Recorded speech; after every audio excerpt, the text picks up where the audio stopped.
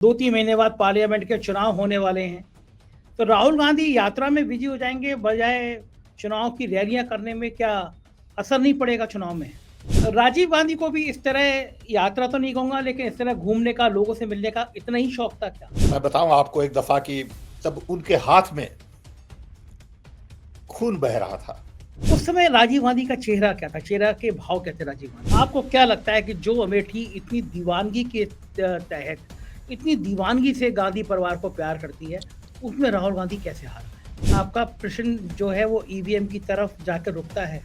बन सकता है। आप भी जानते हैं कि चुनाव आयोग आपकी बात नहीं मानेगा। कांग्रेस की बात क्यों मानेगा? वो वोटर की बात मानिए। चुनाव आयोग सिर्फ एक आदमी की बात मानते हैं, जिनका नाम नरेंद्र दामोदर दास मोदी है।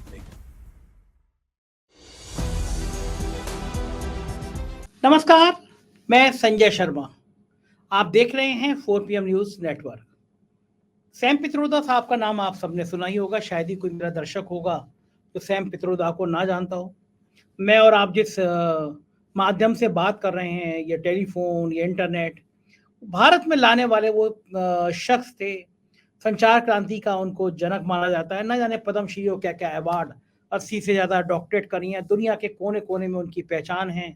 अमेरिका में सेटल्ड हैं, शिकागो में रहते हैं, और एक ऐसा इंटेलेक्चुअल इंसान जिसको पूरी दुनिया बहुत सराहती है।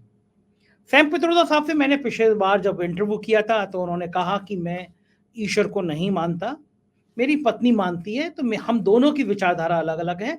घर में मंदिर है, पत्नी पूजा करती है, मैं पूजा नहीं करता। उन्होंने ये भी कहा कि मेरे लिए बड़ी हैरानी की बात है कि देश का भारत के प्रधानमंत्री हर समय मंदिर में घूमते रहते हैं। उनको लोगों की बात करने के लिए चुना गया, ना कि मंदिर मंदिर घूमने की। बात 100% सच थी। सरकारों का काम मंदिर बनाना नहीं होता है। प्रधानमंत्री का काम मंदिर मंदिर घूमना नहीं होता है। प्रधानमंत्री का काम होता है कि देश का संपूर्ण विकास हो।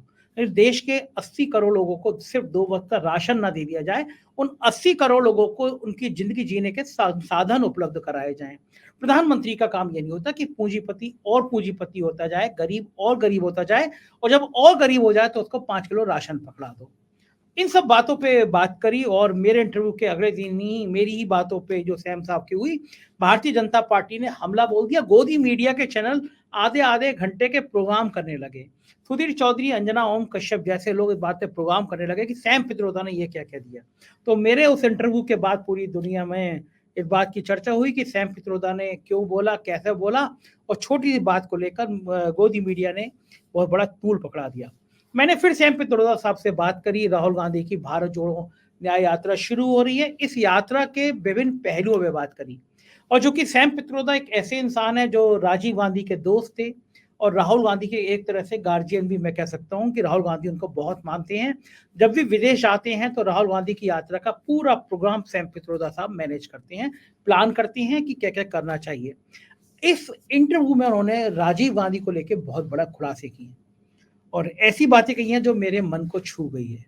तो मैं लेके चलता हूँ आपको सैम साहब के पास, सुनवाता हूँ जो उन्होंने मुझसे कहा, और आपसे उम्मीद करता हूँ चैनल को ज्वाइन करेंगे, सब्सक्राइब करेंगे, अपनी राय से जरूर अवगत कराएंगे। चलते हैं सैम साहब के पास। शुक्रिया सैम साहब आपका। और आप इसमें मैंने आपको कष्ट इसलिए दिया आज क्योंकि राहुल गांधी की एक बार फिर वो ऐतिहासिक भारत जोड़ो न्याय यात्रा शुरू हो रही है। और जो भारत जोड़ो यात्रा पार्ट 1 था, मैं उसको भारत जोड़ो यात्रा कहूंगा इन दोनों यात्राओं को, उसने काफी ऐतिहासिक उपलब्धियां हासिल करी, और राहुल गांधी की पर्सनालिटी में भी निखार आया। और हमने आपसे पहले भी चर्चा की थी उन यात्राओं की और राहुल गांधी की पर्सनालिटी की। ये यात्रा मणिपुर से शुरू हो रही है, और मणिपुर एक खास महत्व रखता है। खास महत्व इसलिए रखता है कि यह पहली बार हुआ कि देश का एक राज्य लगातार जलता रहा। वहां सैकड़ों लोगों की हत्याएं हो गई, महिलाओं के कपड़े उतार के उनका परेड किया गया, उनको प्रदर्शन किया गया, भीड़ ने उनको दौड़ाया और बहुत उनके शरीर के संग छेड़खानी करी। लेकिन अफसोस कि हमारे प्राइम मिनिस्टर वहां गए नहीं। तो राहुल गांधी शायद मणिपुर से एक बड़ा संदेश देना चाहते हैं। क्या लगता है कि इस बार जो ये राहुल गांधी की भारत जोड़ो न्याय यात्रा प्लान हुई है, इसका मुख्य मकसद क्या है? क्योंकि आप उस फैमिली के बहुत करीबी हैं, राहुल जी के भी बहुत करीबी हैं। क्या मकसद को लेकर ये यात्रा शुरू कर रहे हैं? कांग्रेस पार्टी ने उनकी प्रेस कॉन्फ्रेंस में, including president of Congress party Kharge साहब, हैज रियली आर्टिकुलेटेड वेल कि ये यात्रा क्यों ली जा रही है, कैसे ली जाएगी और उसका मतलब क्या है। जब पहली यात्रा नॉर्थ से साउथ और साउथ से नॉर्थ हुई, तभी सब लोगों ने बताया कि ऐसी यात्रा ईस्ट से वेस्ट होनी चाहिए। तो ये जो यात्रा है, it is to meet that demand. लोग मांग रहे हैं, लोग कह रहे हैं राहुल जी को कि आप ये यात्रा शुरू करिए, जिससे आप बहुत सारे डिस्ट्रिक्ट्स में कांग्रेस पार्टी के लोगों को मोटिवेट करेंगे, जन जनता को मोटिवेट करेंगे, और इससे you will be able to bypass the Godi media and really reach directly to people. So आपने जो देखा होगा उसका नक्शा, उसमें आप समझेंगे कि बहुत सारे डिस्ट्रिक्ट कवर किए जा रहे हैं। वो एक सीधा रास्ता नहीं है, ये ऊपर नीचे सब जगह होके जा रहा है। बड़ी लंबी यात्रा है जो बस में और वाहनों में की जाएगी, बहुत सारी। लेकिन मेन मैसेज वही है। इस वक्त मैसेज न्याय का है। एक है भारत जोड़ो और दूसरा है भारत में अन्याय हो रहा है, डेमोक्रेसी से अन्याय हो रहा है, हमारे कॉन्स्टिट्यूशन से अन्याय हो रहा है, लोगों को अन्याय लग रहा है क्योंकि पीपल आर बीइंग डिवाइडेड। और ये अन्याय अब नहीं चलेगा। वो एक बड़ा मैसेज है।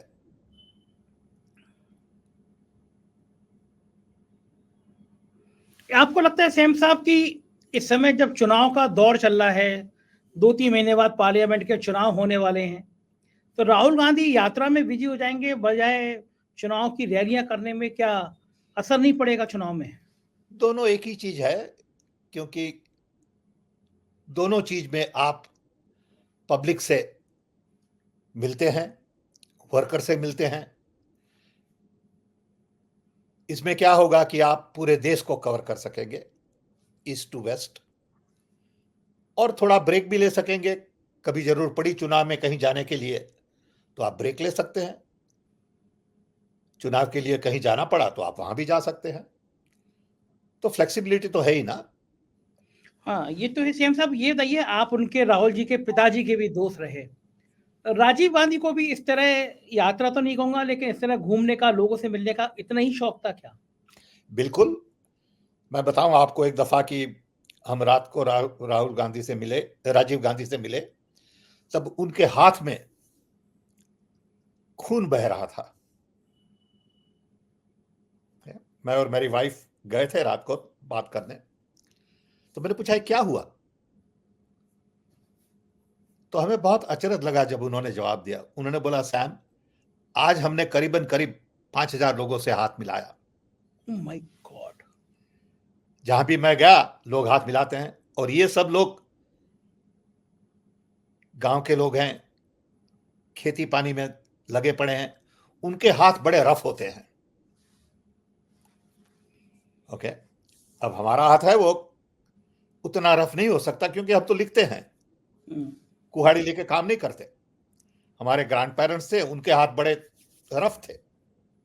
हमारे एक चाचा तो ऐसे थे जो लोहार का काम करते थे, जो पुड़ियां बनाते थे तब गर्म तेल में उंगली डाल के निकालते थे पुड़िया। इतनी रफ उनकी उंगली थी। तो राजीव गांधी ने बताया कि ये सब के साथ हाथ मिलाने से ये रफ हो गया है। तो वो भी बहुत लोगों को मिलते थे। तो ऐसे 5,000 लोगों से हाथ मिलाते रहे और हाथ ऐसा हो गया कि खून निकलने लगा राजीव गांधी के? तो भी चलता था। तब भी वो लोग हाथ से मिलाते रहे? तब क्या करो, क्योंकि इतना बड़ा क्राउड है, लोग मिलते हैं आपको, बोले हाथ मिलाना है उनको, यू कांट से कि हमारा हाथ दुख रहा है। ये और बातें राजीव, लोग, ये बातें लोग समझते नहीं है। ये सैम साहब आपने बड़ी महत्वपूर्ण बात बताई आपने। जिस समय राजीव गांधी ने ये बात बताई आपको, किसी भी इंसान के हाथ से अगर खून निकल रहा, दर्द हो रहा होगा, उस समय राजीव गांधी का चेहरा क्या था? चेहरा के भाव क्या थे राजीव गांधी के? बिल्कुल आनंद से थे कि ये मेरी ड्यूटी है, ये मेरा काम है और मुझे उनसे मिलके बहुत अच्छा लगा। और ये तब की बात है जब वो प्राइम मिनिस्टर थे प्राइम या मिनिस्टर से तब, एब्सोल्युटली। अच्छा, प्रधानमंत्री होने के बावजूद भी वो इतने लोगों से मिलते थे? बिल्कुल हमारे साथ आए थे वो, अमेठी में हम गए थे उनके साथ रादर। हुँ। तो वो आगे चल रहे थे, कभी-कभी अब उनके साथ थे, कभी-कभी दूसरी गाड़ी में थे। The crowd everywhere was overwhelming. Amethi की जनता loved Rajiv Gandhi. That was his backyard and जहां-जहां गए वहां-वहां वो लोगों से मिलते रहे, हाथ मिलाते रहे। सिक्योरिटी वाले भी साथ होते थे। ओके। सो वो जमाना अलग था। सैम साहब, मज़े की बात ये है कि अभी मैं लगभग कुछ समय पहले अमेठी गया, तो मैं गाँव में गया, तो उस गाँव में एक झोपड़ी-नुमा एक बना रखी थी, कुछ बेंचें थीं, अब तो उन्होंने खेलने का मैदान बना दिया। तो वो जो प्रधान थे उन्होंने उस झोपड़ी की जो उन्होंने शेप बनाई थी, उसमें कोई बेंच डाला के उन्होंने मुझसे कहा कि यहाँ पे गांधी परिवार के सभी लोग, राहुल गांधी भी आए हैं, राजीव गांधी भी आए हैं, और फिर उन्होंने मुझसे कहा उस प्रधान ने कि एक बार सैम पित्रोदा और राजीव गांधी दोनों इधर से निकल रहे थे, गाड़ी रुकवाई, तो आपका नाम उसकी दूसरी पीढ़ी थी उसको भी याद था कि अमेठी के इन गांव में राजीव गांधी और सैम पित्रोदा, बल्कि वो कुछ फोन का जिक्र कर रहे थे कि उस समय फोन आया नहीं था, हम जानते नहीं थे फोन। तो सैम पित्रोदा जी ने कहा कि कुछ दिनों बाद तुम अमेठी के लोग यहाँ बैठ के रिजर्वेशन करा लिया करोगे टिकट का। तो बड़े हैरान थे वो। ऐसा कुछ वाक्य याद आ रहा है आपको अमेठी में, ऐसे बिल्कुल, वाक्य? बिल्कुल। हम उनके साथ अमेठी गए थे और बहुत घूमे उनके साथ। और राजीव कभी-कभी खुद ड्राइव करते थे, तो अलग रास्ता भी ले लेते थे, खुद का, जो प्लान नहीं था टूर में। अच्छा। हाँ, हाँ, बिल्कुल, बिल्कुल। ओके। तो बहुत सारे गाँव घूमे उनके साथ। फिर एक दफ़ा हम राहुल के साथ भी गए थे अमेठी। अच्छा। हाँ, उनके साथ भी हमने 2-3 दिन वो एरिया में घूमे उनके साथ। इनॉग्रेशन उन्होंने किया था 2-3 चीज़ों का, हम भी उनके साथ थे। कंप्यूटर का इनॉग्रेशन किया था, एक तालाब का इनॉग्रेशन किया था। So Amethi has been a very dear to Gandhi family. और जब लास्ट इलेक्शन में 2019 में अमेठी में हार गए, वो मुझे ठीक नहीं लगा। तब से मैं कह रहा हूं कि कुछ गड़बड़ है।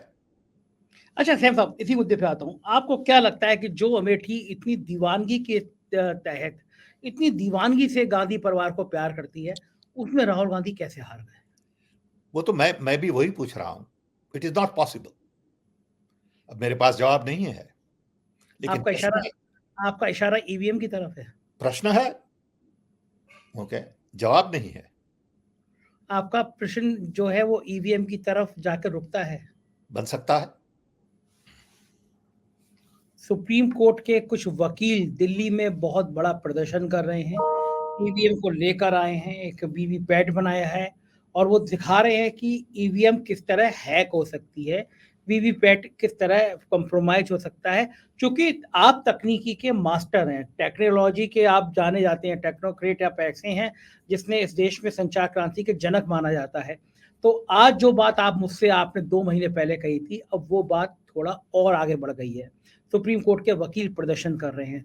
तो जो आप बात कह रहे थे अमेठी की, राहुल गांधी की हार के तार भी उसी से जुड़ रहे हैं कि कुछ मशीनें सेट की गई।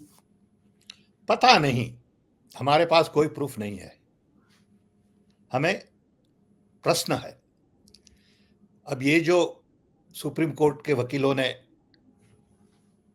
काम हाथ में लिया है ईवीएम का, ये हमें बता रहा है कि नाउ वोटर इज कंसर्न। ये जो ईवीएम का इश्यू है वो पॉलिटिकल नहीं है, इनडायरेक्टली पॉलिटिकल है, लेकिन डायरेक्टली वो इश्यू है सिटीजन का। अल्टीमेटली नागरिक की वजह से हमें देखना है कि हमारा वोट जहां कास्ट करते हैं वहीं काउंट होता है कि नहीं। ये इश्यू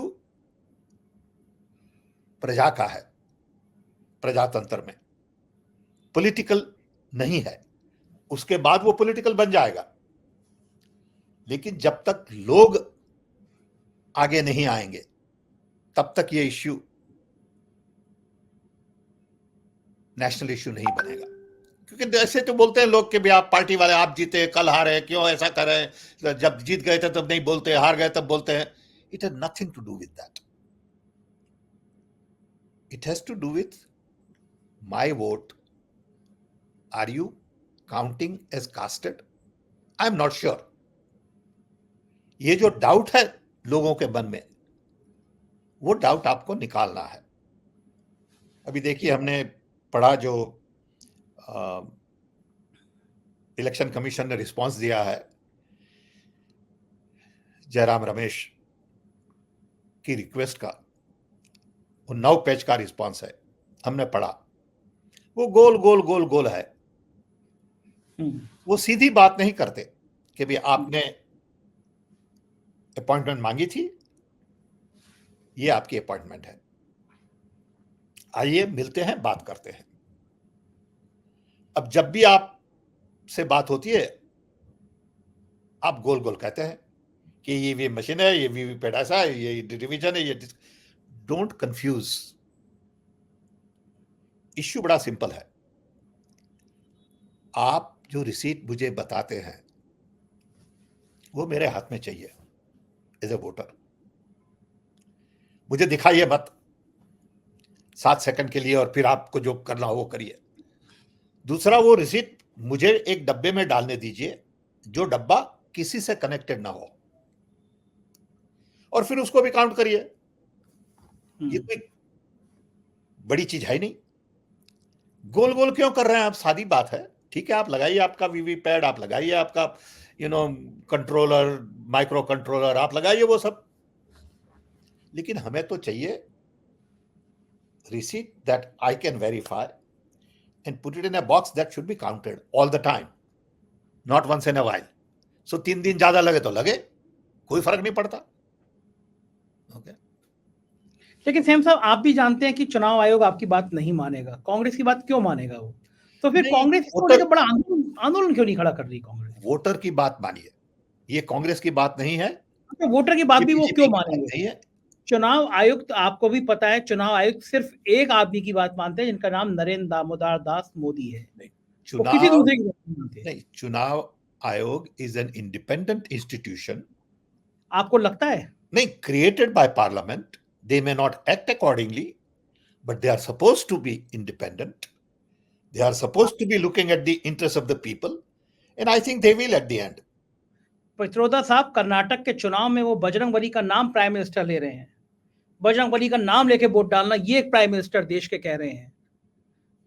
राजस्थान के चुनाव में एक दर्जी की हत्या का फोटो स्केच बना के गर्दन काट रहा है, उसके बड़े बड़े सीरियस और सिंसियर मिनिस्टर और नेता लोग कार्टून को ट्वीट कर रहे हैं। तो चुनाव आयोग को कुछ दिख नहीं रहा है। तब भी आप क्या मानते हैं ये चुनाव आयोग ऐसा है जो आपकी बात को सुनेगा? उसको एक ही बात समझ में आती है, हमारा मालिक कौन है, और मालिक की बात के अलावा वो किसी दूसरे की बात ही सुनता। आप भी जानते हैं, एक बड़ा आंदोलन नहीं खड़ा करेगी कांग्रेस और विपक्ष, तो चुनाव आयोग तो ऐसे ही करेगा कि आपको लड़ना लड़िए, नहीं लड़ना मत लड़िए। अगेन मैं कह रहा हूं कि ये चीज और ये आंदोलन कांग्रेस और विपक्ष का नहीं है, का ही नहीं है। ये आंदोलन पब्लिक का है, वोटर का है, सिटीजन का है। Election commission will ultimately have to respond to the people of India and not just Prime Minister of India or a political party of India. India is too big. And this is the reason people like us feel that democracy has been hijacked. When we get decisions which are not in the interest of the public, we worry. I was talking to a friend again a few days ago about voluntary agencies. क्या हो रहा है civil society का? How much pressure they are under? And that tells me कि democracy is under stress. लोग घबराए हुए हैं सब जगह. लोग बोलते नहीं, हमें कहते हैं एक, लेकिन हमारा नाम मत देना. फिर वो कहते हैं बाद में कि भाई किसी को बताना मत कि हमने ये आपको कहा था. खुल के बात करने वाले बहुत कम लोग हैं, और डेमोक्रेसी में खुल के बात करने वाले लोग चाहिए.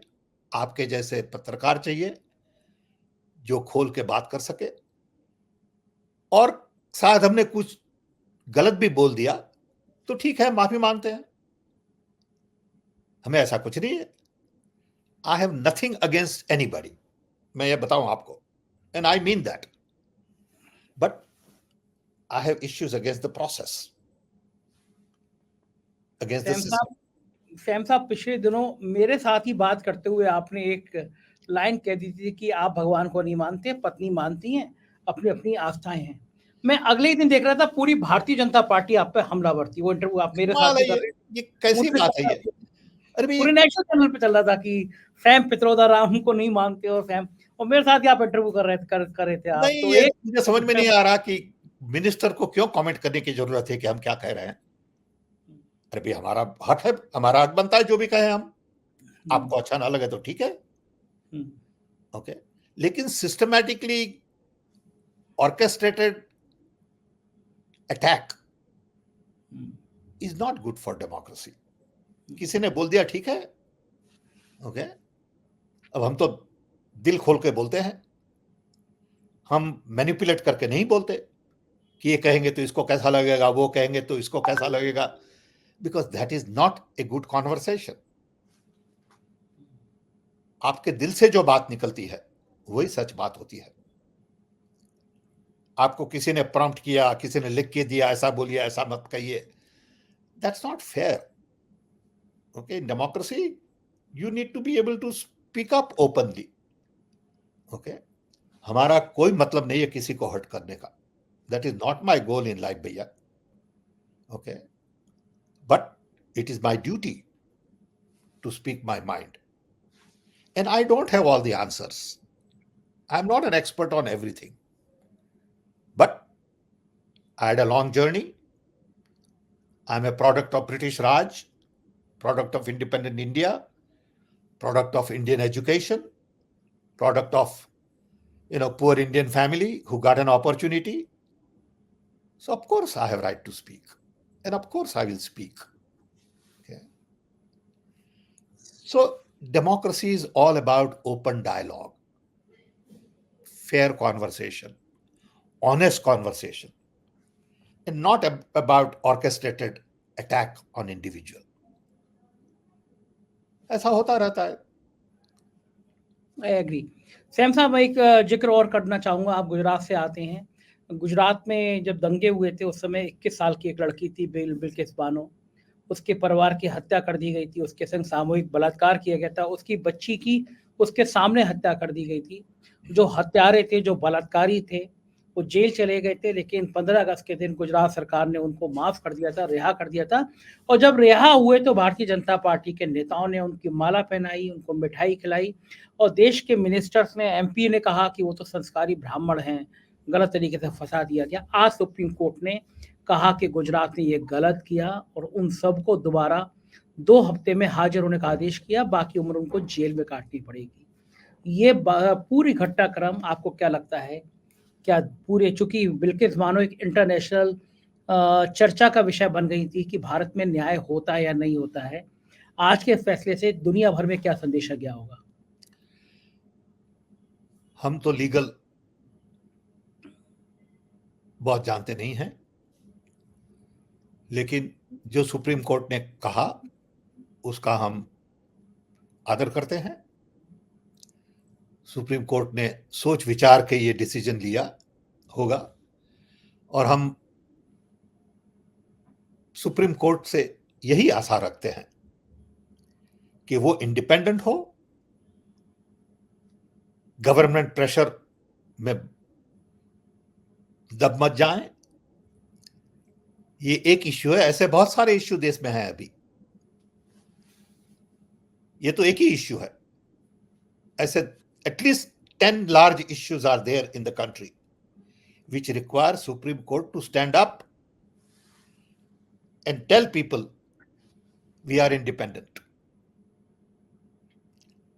We will do what is in the interest of the Constitution and people of India. If this is what Supreme Court has done, I welcome the decision. And I hope Supreme Court then goes back and looks at several other issues like this to put things back on track. People have lost trust in our institutions. And this is a step to rebuild trust. इसलिए जो